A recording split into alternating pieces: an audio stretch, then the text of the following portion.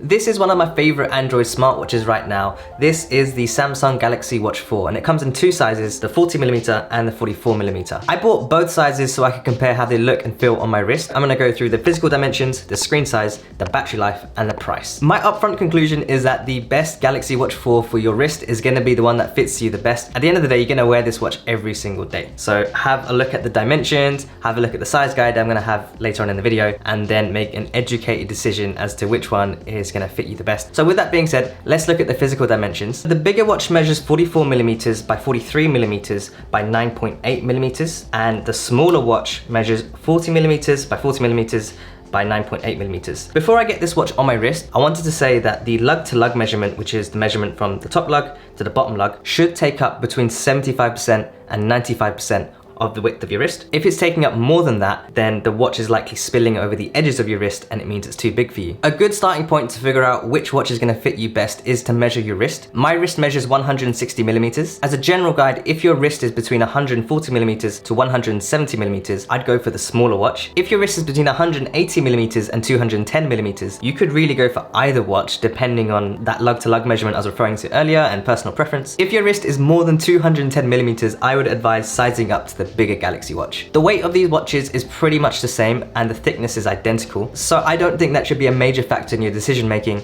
I think fit should come before anything else. Here's a side-by-side comparison of the two watches on my wrist. On the right wrist I have the bigger Galaxy watch, and on the left wrist I have the smaller Galaxy watch. I think it's a pretty noticeable difference. For me, the 40mm feels way more comfortable than the 45mm because it doesn't spill over my wrist. That said, the 45mm has an enormous display and it's an absolute pleasure to use. The screen is so bright and crisp, but I didn't really notice the difference so much because the smaller screen size never really felt like a compromise in the first place. For a wristwatch, this screen size is more than enough. There's only so big you want to get, and I think this is pretty good. Like, this is pretty big. I'm very happy with it.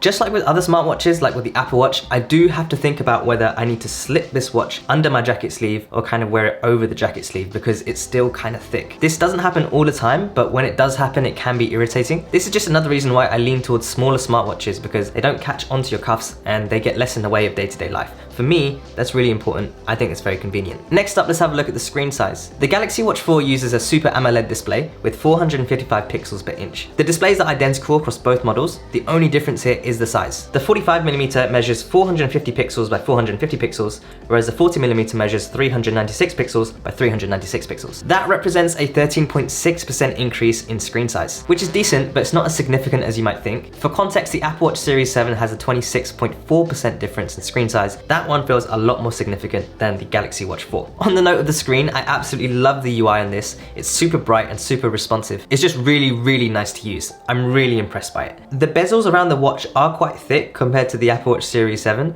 but because it's in a circle, it kind of feels like it's part of the style. It's like a nice chunky thick round black ring. I actually really like it. Even though it would also look nice if it was thinner, I still think this is fine as it is. Coming from the Apple Watch, the Watch OS experience on the Samsung takes some getting used to, but once I did get used to it, it really was good to use. Like, I really liked it. The reason why is because it felt more like a smartwatch than just a watch. I could actually interact with the screen and I could tap and I could swipe and I can do stuff with it like I would with my iPhone. So it came more naturally to me to operate using the screen rather than with the buttons, which made more sense on this particular watch versus the Apple Watch. With the Apple Watch, you have the digital crown, so I spend a lot of time on digital crown, whereas on the Galaxy Watch, you don't actually have a crown, you just interact with the screen. The buttons on the side are very small and minimal, and they give a very satisfying click. I do really like using them. The Galaxy Watch 4 also has an always-on display, and that applies to both the 40mm and the 45mm. Up next is the battery life. This is where things get really interesting, especially when I compare it to the Apple Watch. The Galaxy Watch 4 can last up to 40 hours without a charge. That's almost 3 days. That is an estimated value, and it is gonna vary. It's gonna go up and down depending on how much you use the watch, which settings you have on, maybe even the temperature that you're using it in if you're in a hot country or a particular cold country.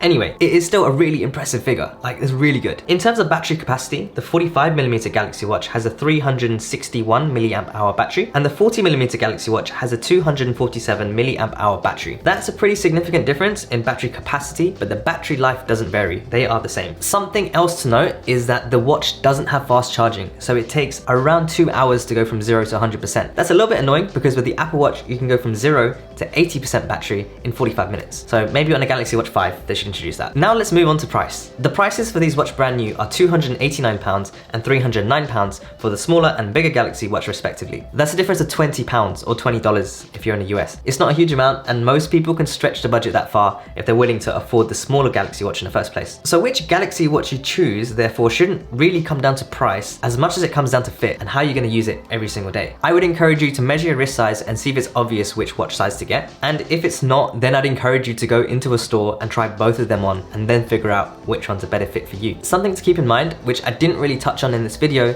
is that the default strap that Samsung shipped with the Galaxy Watch 4 protrudes over the edges quite a bit. It's not particularly well fitting and it's not very flexible, which means it spills over the edges a little bit and it doesn't really wrap around the wrist so nicely. So I would encourage you to switch out the strap for a different strap that's actually going to hug your wrist a little bit more nicely. I ordered the 45mm and the 40mm, and when I received both of them, they came with different strap sizes. The one on the right is a medium/large and the one on the left is a small/medium. When you do try the Galaxy Watches on, keep that in mind. You might be better off with the smaller strap size rather than the bigger strap, and vice versa. If you enjoyed this video, definitely check out my Apple Watch Series 7 size comparison. I will link that up above.